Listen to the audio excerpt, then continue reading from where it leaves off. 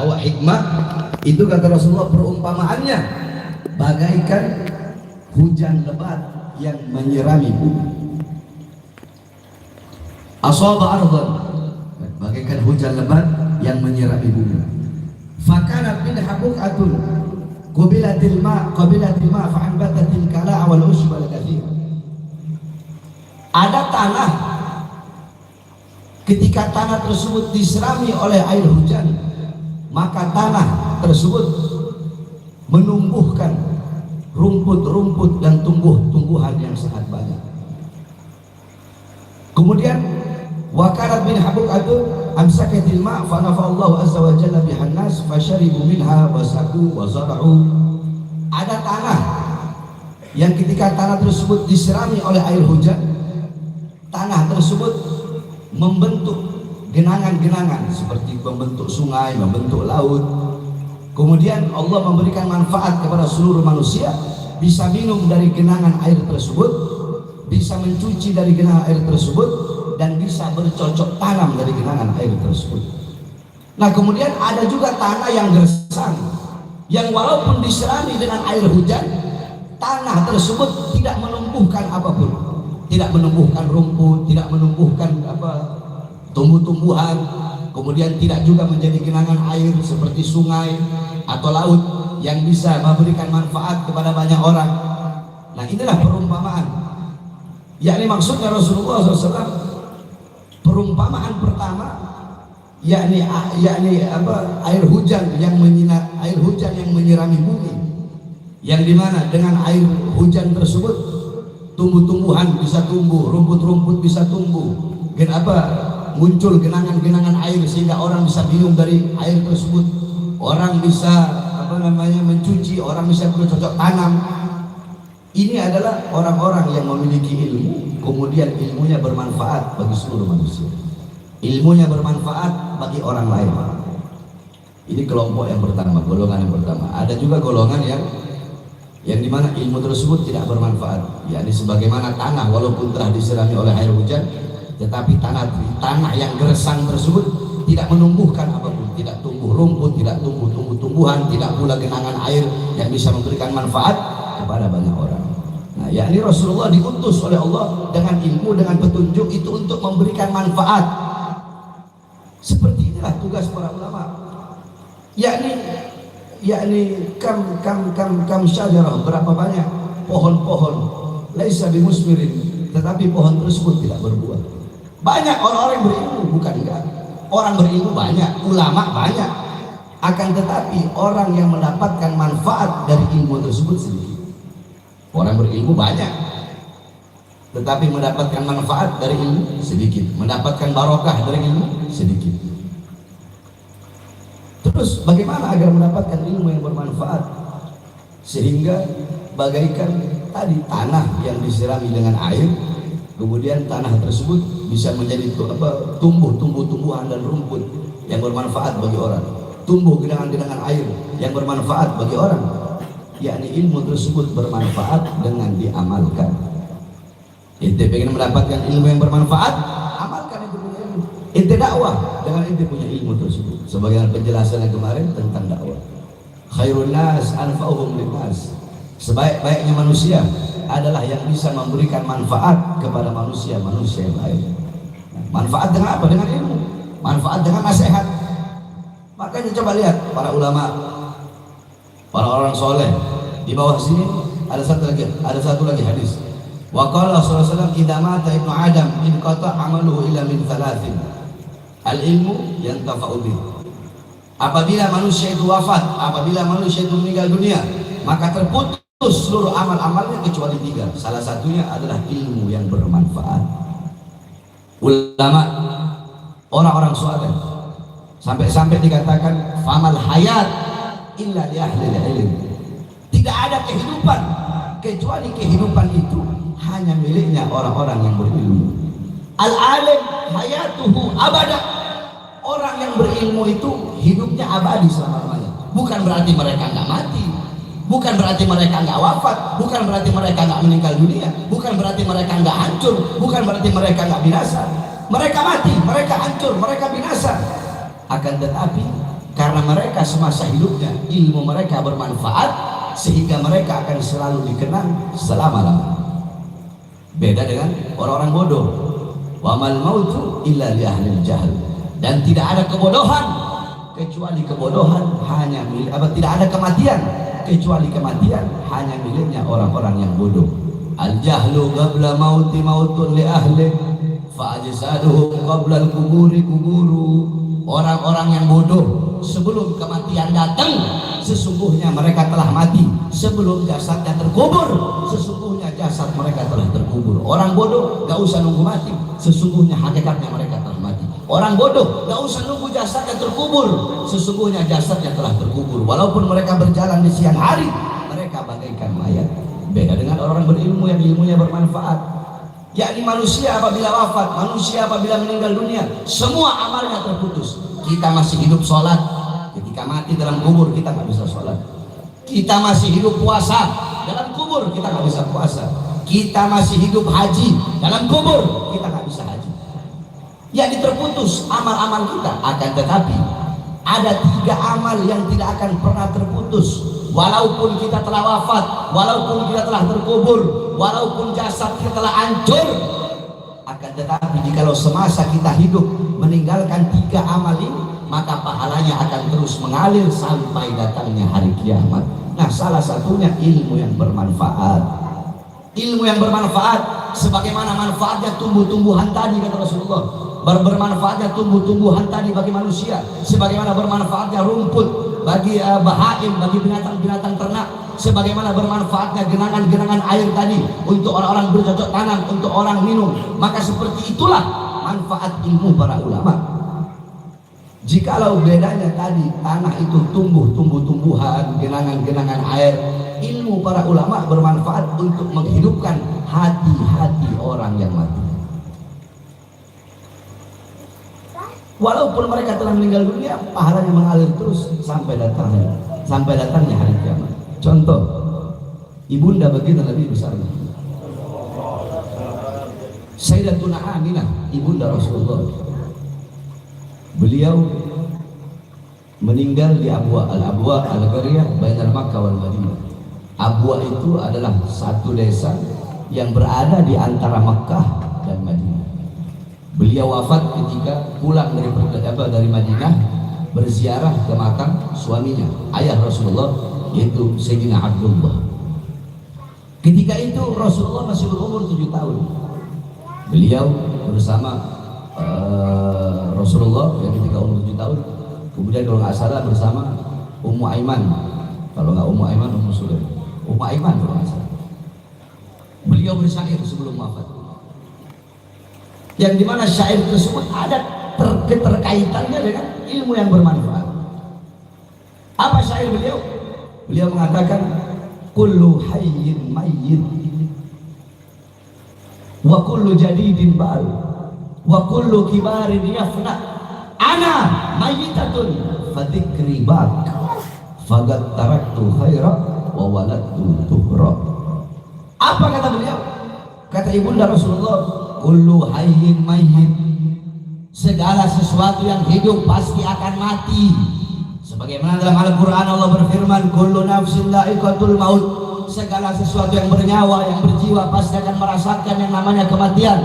Kullu man 'alaiha fan, segala sesuatu yang ada di atas bumi pasti hancur, pasti binasa. Kullu syai'in halikun ila wajha, segala sesuatu zat apapun, wujud apapun, bentuk apapun akan hancur, akan musnah, akan tiada, akan binasa kecuali Allah. Yang hidup selain Allah mati, yang ada selain Allah tiada, yang wujud selain Allah binasa. Kullu jadidin bal, kata beliau, segala sesuatu yang baru pasti akan usang. Engkau punya rumah barumu tidak akan baru selama-lamanya. Engkau punya kendaraan baru, mobil baru, motor baru, mobil barumu, motor barumu tidak akan baru selama-lamanya. Bahkan daun-daun yang hijau segar, ada masanya dia menguning, dia gugur dari tangkainya jatuh ke atas tanah. Semua yang baru ada masanya dia usai, ada masanya dia tidak terpakai lagi. Kullu kibarin yafna, semua orang tua hancur, semua orang tua mati. Ana mayyitatun, kata beliau, aku nanti jadi mayat, aku nantinya mati, aku nantinya terkubur. Fadikri bak. Tetapi walaupun aku meninggal, walaupun aku wafat, walaupun aku mati, walaupun aku tiada, mengenangku akan abadi selama-lamanya. Kenapa? Faqad taraktu khairan, karena aku telah meninggalkan kebaikan. Wa waladtu tuhra, aku telah melahirkan anak yang suci. Apa kebaikan yang ditinggalkan oleh beliau? Baginda Nabi besar Muhammad. Siapa anak suci yang dilahirkan oleh beliau? Baginda Nabi besar Muhammad. Sehingga setiap orang yang mengenang Nabi Muhammad pasti akan mengenang ibunda Nabi Muhammad. Tidak bisa dilepaskan ente mengingat Nabi terus tidak mengingat ibunya, tidak mengingat ayahnya, tidak bisa. Setiap orang yang mengenang Nabi Muhammad pasti akan mengenang ibunda Nabi Muhammad. Setiap orang yang mengingat Nabi Muhammad pasti akan mengingat ibunda Nabi Muhammad SAW. Makanya ketika ada orang yang mengatakan bahwasanya ayah Rasulullah, ibu Rasulullah itu finnar dalam neraka, ini orang-orang yang tidak punya akhlak dan adab kepada baginda Nabi besar Muhammad SAW. Ada hadis yang mengatakan inna abaka finnar, inna abi wa abaka finnar, sesungguhnya ayahku dan ayahmu itu dalam neraka. Ketika ada seseorang yang bertanya kepada Rasulullah tentang bagaimana keadaan ayahnya, untuk Rasulullah menghibur perasaan orang tersebut, Rasul berkata inna abi wa abaka finnar, ayahku dan ayahmu ada dalam neraka. Itu hadis riwayat Hammad ibn Salamah. Ada satu hadis yang serupa tetapi riwayatnya Ma'mar.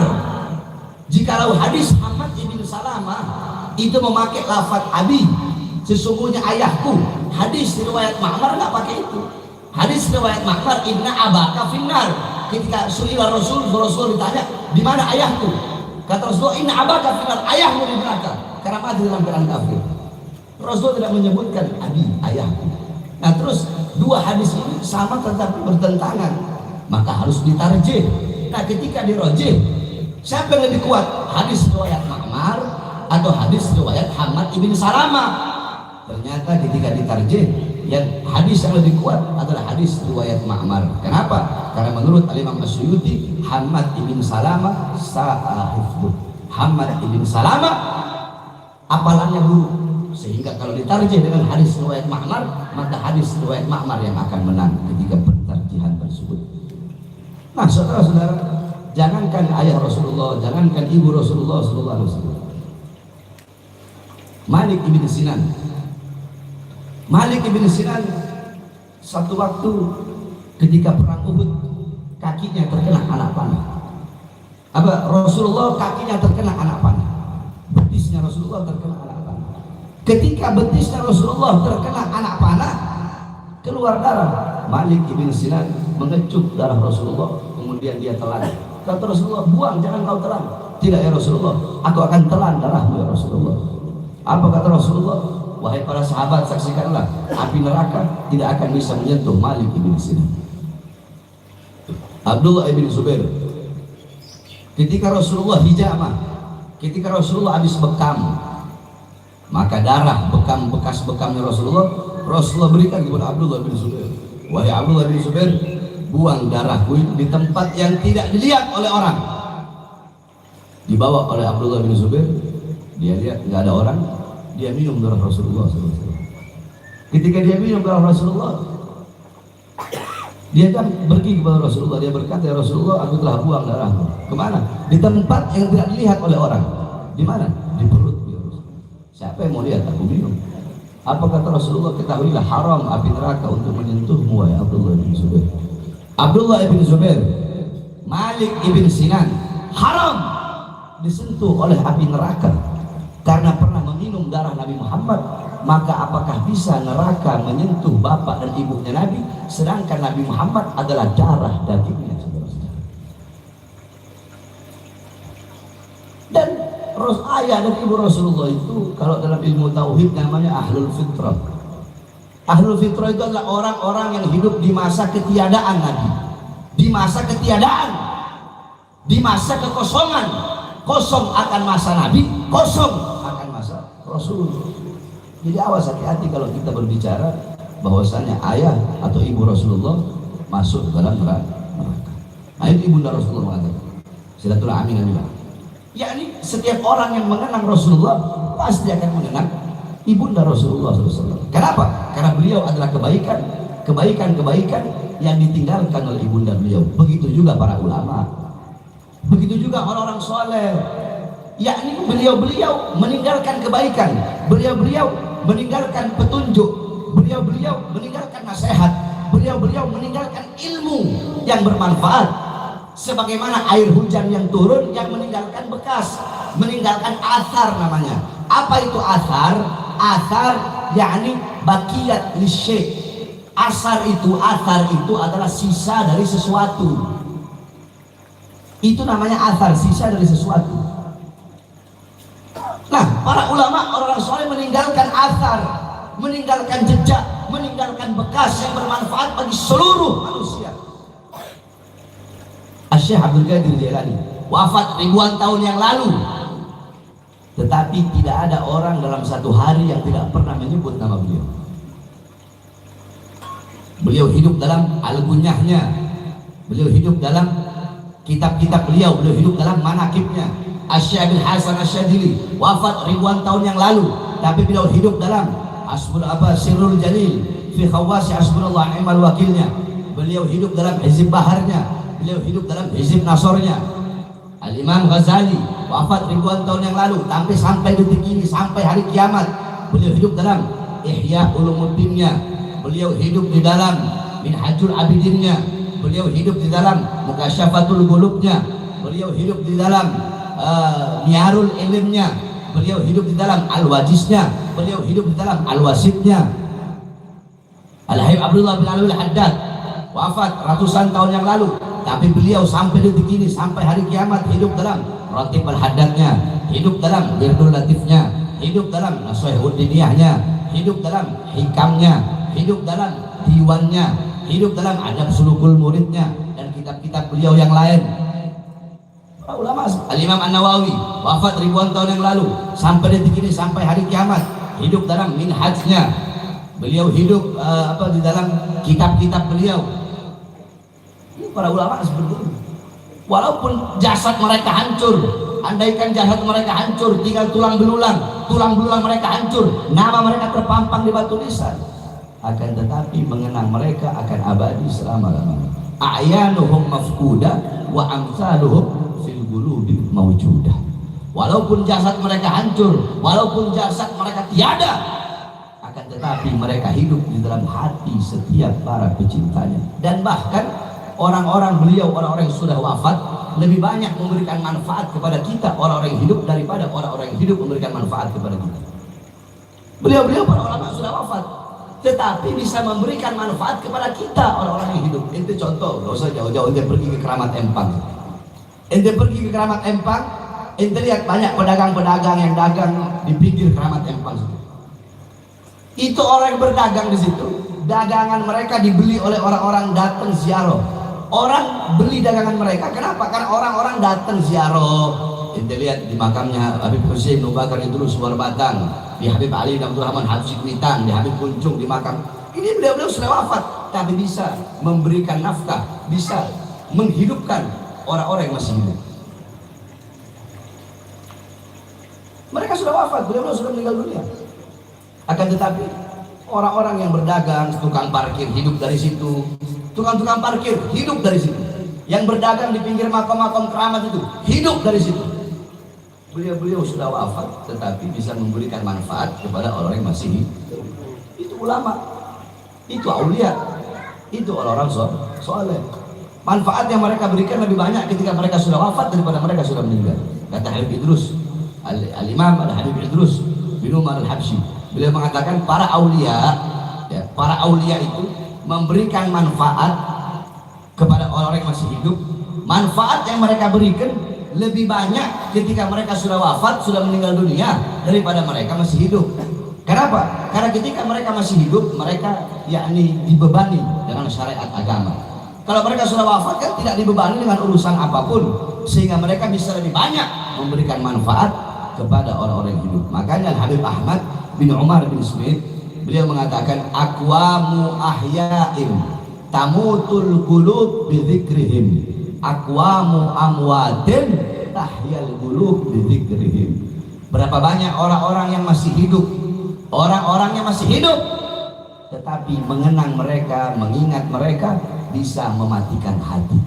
Sebaliknya, ada orang yang telah mati, ada orang yang sudah wafat, tetapi mengenang mereka bisa menghidupkan hati. Siapa? Ulama, wal aulia, wasyuhada, wassalihin, para ulama, para wali, orang soleh, orang yang dekat dengan Allah, orang yang patuh, yang tunduk kepada Allah Subhanahu wa taala.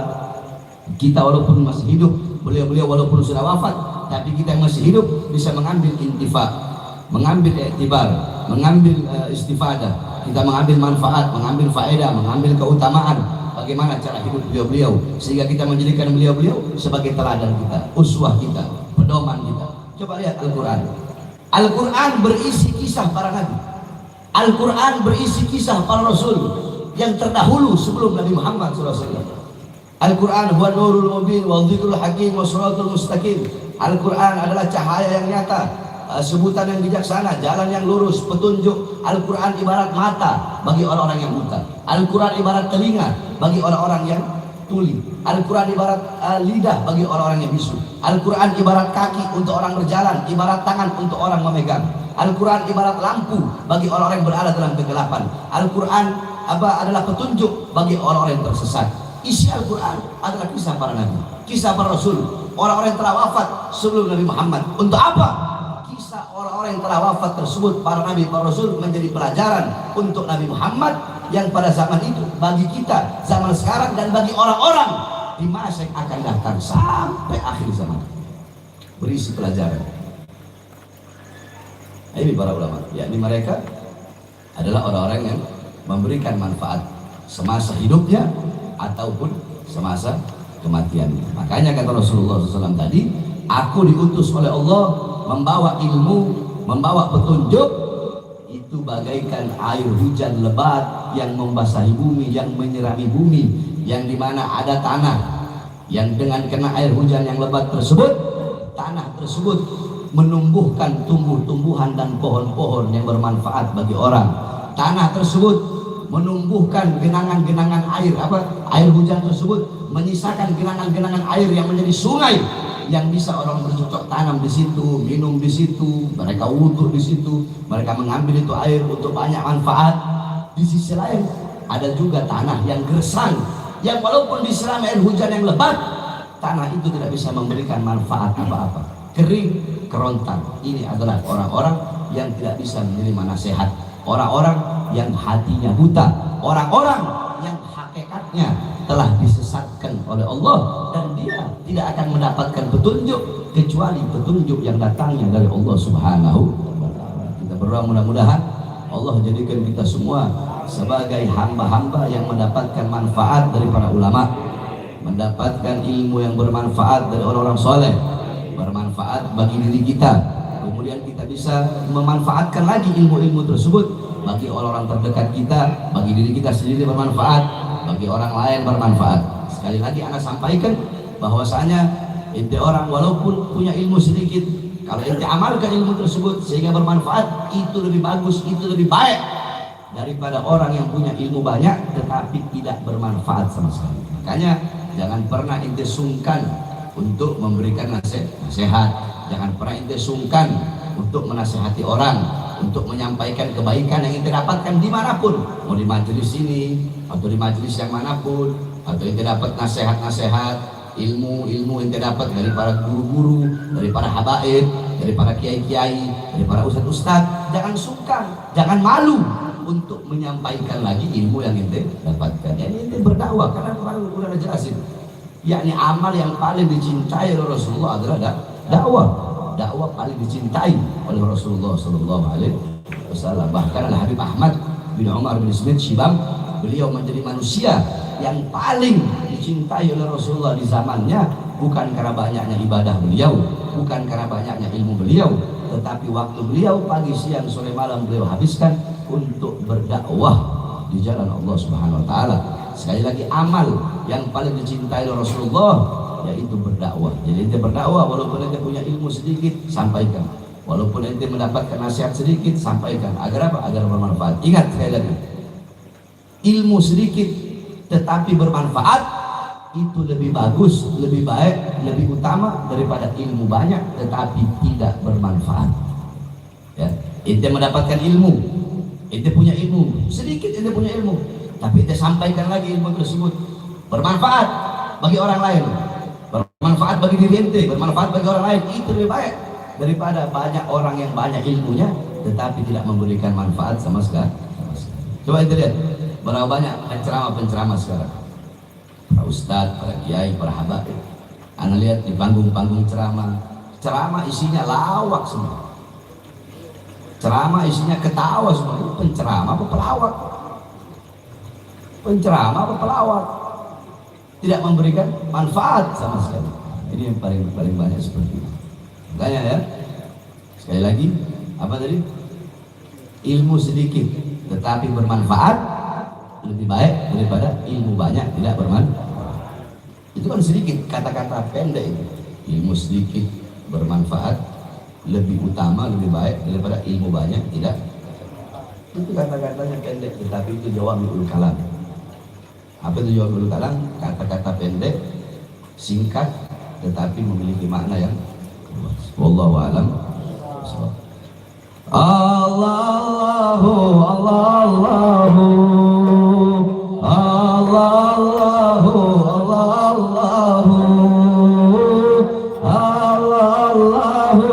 Allahu Rabbi faj'alna minal akhyar.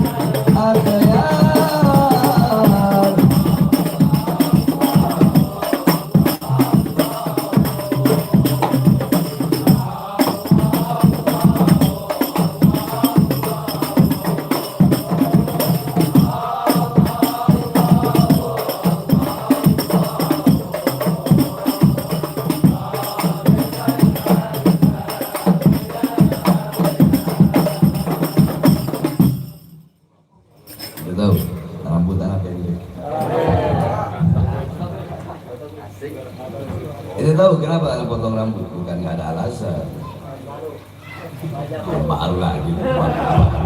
Tahun baru Muharram. Tahu kenapa? 1 minggu yang lalu anak ngajar.